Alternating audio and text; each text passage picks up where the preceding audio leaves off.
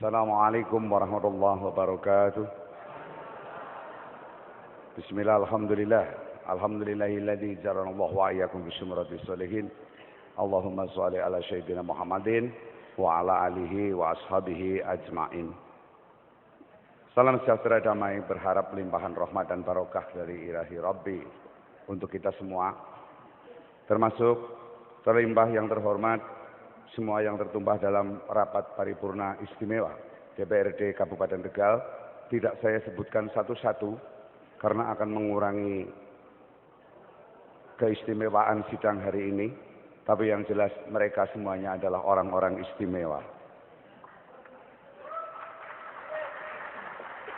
Termasuk sahabat-sahabat saya, rekan-rekan lurah yang akan saya jadikan mitra kerja kalau saya menjadi bupati nanti. Saudara-saudara sebangsa dan setanah air yang dihormati oleh segenap manusia dengan segala berbagai tingkatan.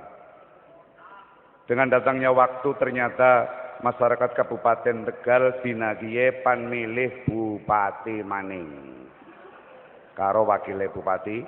Artinya bahwa selama ini Kabupaten Tegal gue kayak sapu sada ilang suwe, berserakan ora karuan, kayak dene wanci surup kena sendekala. Maka judul daripada visi misi saya kali ini adalah cahaya di dalam Sandya Kalaning Mangsa Kabupaten Tegal. Sandiakala itu adalah sesuatu tanda. Tanda dimulainya sesuatu yang gelap menuju yang terang, atau dari yang terang menuju yang gelap, tergantung daripada pelaku yang akan memutar kala itu. Dan yang namanya peristiwa Sandiakala adalah peristiwa wigati penting, karena di dalam kala itulah macam-macam kejahatan akan mengintai kita dan akan merasuk ke dalam ruang kosong yang ada pada diri kita tanpa pegangan yang kuat. Sehingga kadangkala wong tua kita ngomong, "Tong, kon wis sendekala jadolan baik balik." Sampai-sampai kalau orang itu tidur turu wanci sendekala, angger tangi mengko bingung, denggelang-denggeleng, minimal ya plonga-plongo lah.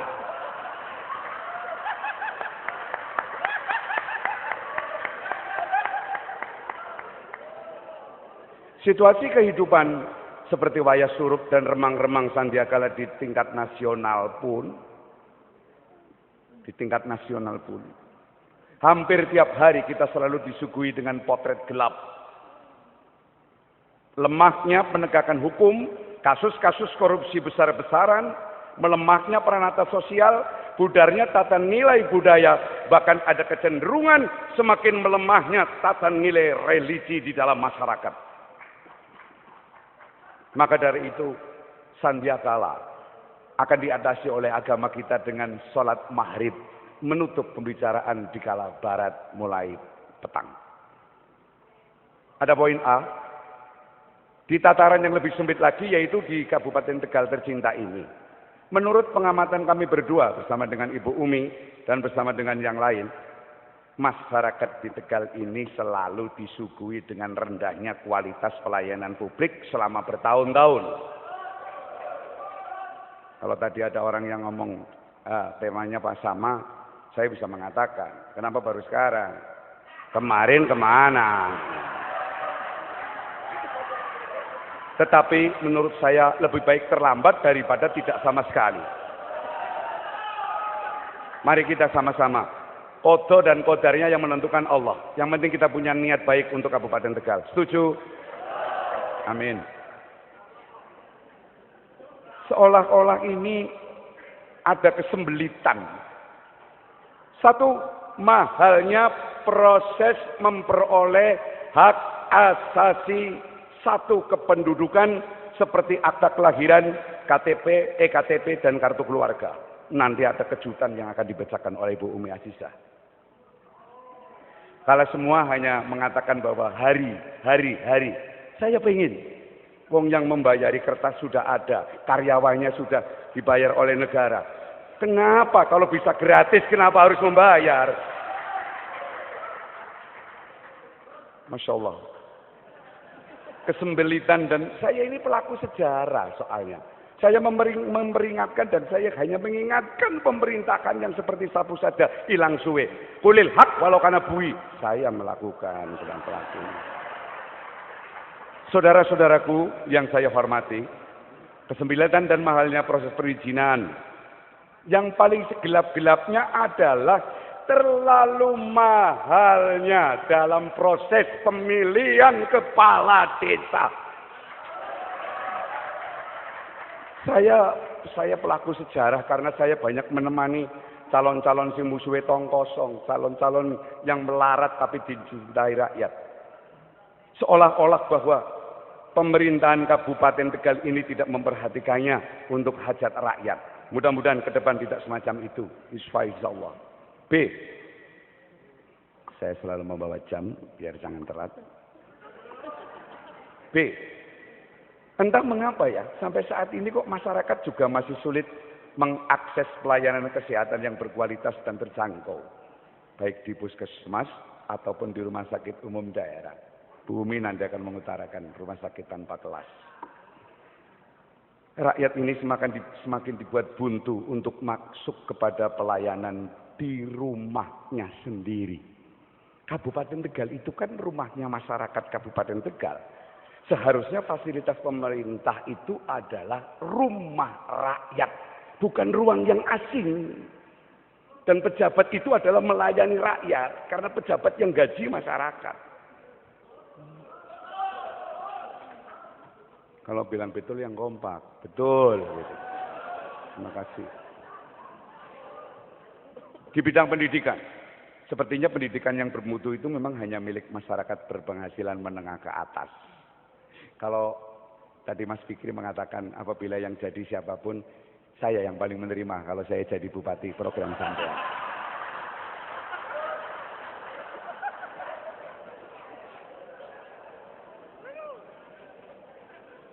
Masyarakat miskin itu sekarang sulit sekali untuk bisa menjangkau pendidikan yang layak.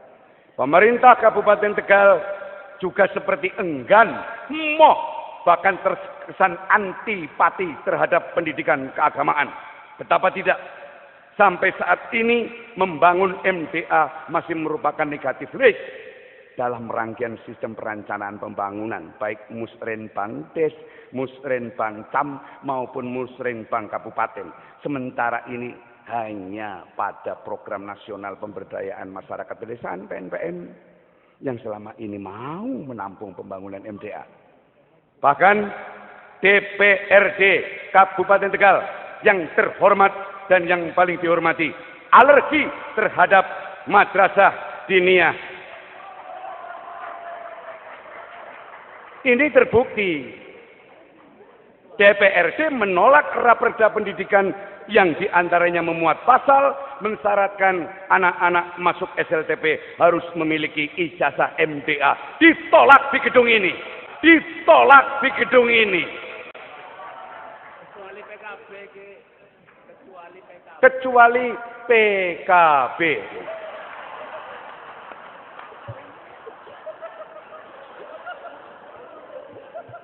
Saudara-saudaraku sebangsa dan setanah air, kegelapan sandiakala juga melanda keberbahagiaan Pemkab Tegal. Gampang-gampangannya baiklah. Yang namanya paradigma pembangunan dari tingkat desa itu harus diawali dari tingkat desa. Hanya berkisar 4 sampai dengan 5%. Bagaimana pemerintahan desa PPDI akan bisa bergerak? Nanti Bu Umi akan memberikan sesuatu yang paling berbahagia. Masya Allah. ADD kok sekitar 4 sampai dengan 5%. Cekik-cekik kok lurai. Oke. Saya tahu karena saya belajar dan niteni. Sehingga apa? Sirkulasi perekonomian di desa banyak orang yang tidak kuat karena tidak adanya fasilitas mencolot maring kota. Cara menderengi ini urbanisasi. Ada lagi. Pemerintah Kabupaten Tegal selama ini terkesan lebih memperhatikan, membiarkan menjamurnya outlet bergaya modern yang dimiliki oleh bukan orang Tegal asli. Outlet bergaya modern yang dinilai lebihnya tidak dinikmati oleh pedagang-pedagang kecil, tapi justru dibawa lari pemodal keluar kota, bahkan keluar negeri. Dan ini tidak berizin. Tidak berizin. Bupatinya tidak tegas. Karena sapu saja hilang suwe. Sebetulnya proses tradisional itulah semestinya menjadi tempat terjadinya proses jual beli, kohesivitas sosial antara penjual dan pembeli. Pasar tradisi adalah tempat yang paling ideal untuk para petani, pedagang kecil, dan memasarkan produk-produknya. Pasar tradisional sudah tersumbat napasnya, cengap. Ronggo Warsito mengatakan, pasar hilang kumandangi. Sekarang pemerintahan hilang welase. Saya mendengar proses reformasi birokrasi yang diamanatkan undang-undang juga diwarnai kegelapan yang berlapis-lapis. Betapa tidak. Proses rekrutmen dan seleksi pegawai negeri, pejabat dari tingkat paling bawah, kepala SD, kepala SMP, kepala dinas, direktur, kepala kantor, kepala badan, diwarnai praktek transaksional secara buka-bukaan, bukan menjadi rahasia umum lagi. Dengan sangat sembrono mereka menghindari kualitas. Dan mereka adalah orang-orang yang berlebihan. Padahal Allah melarang untuk orang yang berlebihan. Innallaha la yuhibbul musrifun. Dengan semangat bandeng loreng binoncengan. Brebes adalah gong pecah tinabuan, Pemalang adalah watang wutung, Pekalongan adalah merak ngigel sinonderan. Tetapi kalau di Tegal adalah bandeng loreng binoncengan. Kisahnya begini. Ini Rojekin belum tentu tahu ini.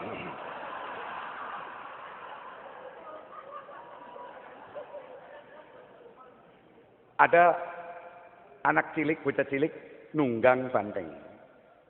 Lagi sulingan. Kemudian ada harimau mau menerkam. Bantengnya gelut. Macane mati, bocah selamat. Jadi, kalau mengambil dari hiro banteng loreng binoncengan adalah banteng tawan kaning, sebuah pergerakan bukan sekedar gambar dan simbol. Banteng loreng binoncengan bukan cuma sekedar gambar dan simbol, tapi ini pergerakan di mana seorang pemimpin punya integritas. Pemimpin harus berani berkorban, berani melawan siapapun demi membela rakyatnya, meskipun pahit akibatnya. Ulil haq walau kana murah. Silakan Bu. Hadirin yang dirahmati Allah, dengan mengucap Bismillahirrahmanirrahim, kami pasangan nomor 4 akan menyampaikan visi, misi, strategi, serta program unggulan.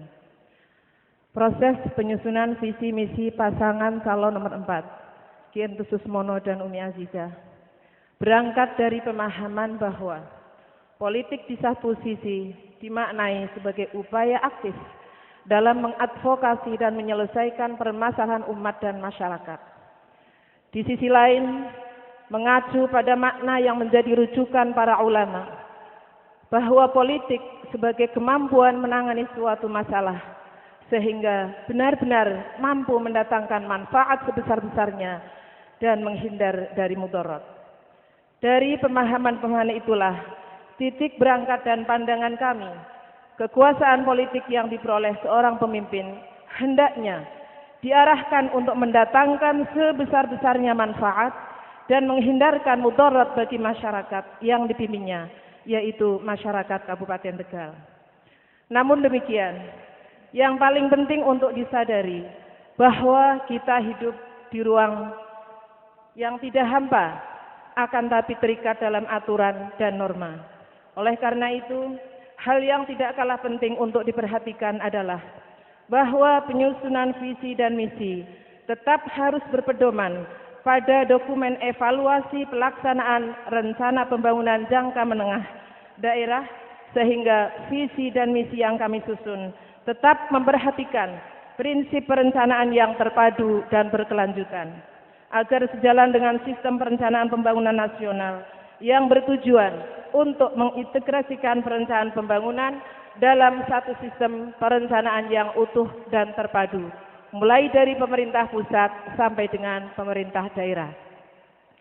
Visi kami adalah terwujudnya masyarakat Kabupaten Tegal yang mandiri, unggul, berbudaya, religius, dan sejahtera.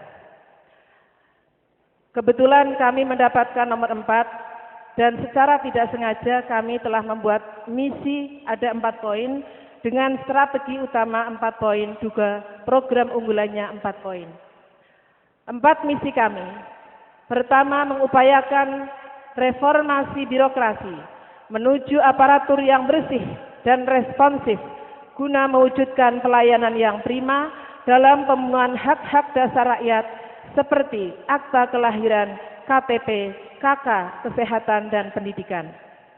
Yang kedua, memfokuskan pada pembangunan nyata perekonomian masyarakat dengan lebih memberi perhatian kepada 3 sektor penyumbang PDRB terbesar, yaitu industri, perdagangan, dan pertanian.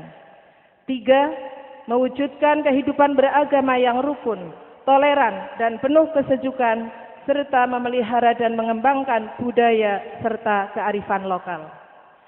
4, meningkatkan partisipasi dan pemberdayaan masyarakat melalui penguatan desa dan pembangunan berbasis desa. 4 strategi utama yang kami jalankan. 1, reformasi birokrasi dengan prinsip transparansi dan akuntabilitas melalui teknologi informasi dan komunikasi sebagai perwujudan good governance. 2, kolaborasi pemenuhan hak dasar rakyat dengan investasi sosial. 3, pengaruh utamaan gender. Dan yang keempat, penguatan kapasitas desa melalui pelimpahan sebagian kewenangan bupati kepada camat. Bapak Ibu hadirin yang berbahagia, menggarisbawahi yang tadi telah disampaikan oleh calon bupati nomor 4, Ki Entus Susmono. Sesungguhnya ujung tombak keberhasilan pembangunan nasional adalah di desa. Arus urbanisasi yang sudah sedemikian besar harus kita bendung dengan penguatan desa. Kenapa terjadi arus urbanisasi yang semakin hari semakin mengkhawatirkan? Faktor utamanya adalah di desa tidak ada kehidupan. Sehingga program unggulan kami, Gerakan Cinta Desa dengan 500 juta rupiah per desa. Program pembangunan berbasis desa dan pemberdayaan masyarakat desa adalah sebuah upaya meningkatkan alokasi anggaran untuk pembangunan desa dengan menitikberatkan pada kesetaraan dan pemerataan agar setiap desa mendapatkan anggaran pembangunan sekurang-kurangnya 500 juta rupiah. Bapak Ibu hadirin yang berbahagia, untuk lebih meyakinkan apa yang kami sampaikan bisa dilihat di layar sebelah barat. Dasar hukum Gerakan Cinta Desa, nuwun sewu tidak ngarang, ini realistis. Sudah ada PP Republik Indonesia 72 tahun 2005 tentang desa. Kemudian pasal 126 Undang-Undang nomor 32 2004 tentang pemerintahan daerah, di mana kecamatan bisa menerima pelimpahan kewenangan dari bupati yang selanjutnya dari camat kepada desa. Dan kami lampirkan pula, barangkali ada anggapan, masa dari 100 juta menjadi 500 juta, SDM-nya itu belum mampu. Kami tidak akan membodohi para perangkat desa. Kalau hari ini belum mampu, kenapa tidak kita pinterkan? Sehingga kami sampaikan pula tentang mekanisme program Gerakan Cinta Desa dengan mekanisme pencairan dana desa 500 juta per desa per tahun. Dan insya Allah mekanisme ini bisa Bapak-Bapak pelajari, khususnya Bapak Kepala Desa dan Lurah, sehingga tidak perlu khawatir kalau program ini hanya program mengada-ada atau hanya lipstick atau hanya tebar pesona. Bisa bapak-bapak, ibu-ibu pelajari nanti di lembar-lembar yang kami sampaikan tentang visi misi pasangan nomor 4. Yang kedua, cinta rakyat dan pelayanan publik secara prima. Waktu habis, mohon maaf. Target kami adalah pelayanan KTP, KK, dan akte kelahiran tidak hanya 1 hari jadi, akan tapi harus gratis. Cinta produksi Tegal, dan yang terakhir, cinta budaya Tegal. Melalui paparan singkat visi misi pasangan calon nomor 4, diharapkan mampu memberikan gambaran umum tentang target strategis dan gambaran keadaan masa depan Kabupaten Tegal yang berisikan cita dan citra yang ingin diwujudkan pemerintah Kabupaten Tegal jika kami terpilih sebagai Bupati dan Wakil Bupati Tegal. Mohon diperhatikan. Sebagai tambahan perlu kami sampaikan, kami sudah 26 tahun khidmah di organisasi perempuan tanpa menerima honor dan bayaran sepeser pun. Tanpa menerima honor dan bayaran sepeser pun. Tanpa menerima honor dan bayaran sepeser pun. Waktu sudah Sehingga habis. kami dengan Ki Entus sudah sepakat Untuk pasangan nomor tidak akan mengambil dan menerima fee dari proyek Tidak akan apapun. menerima dan mengambil fee proyek. Kami berjanji untukmu Tegal, fa insya Allah bisa. Kami berkhulwat dan berhikmat, hari esok lebih baik, insya Allah bisa. Semoga bermanfaat. Salam perseluruhan relawan ikhlas, Ki Entus Susmono dan Umi Aziza. Mohon maaf segala kesalahan. Billahi taufiq wal hidayah. Assalamualaikum warahmatullahi wabarakatuh.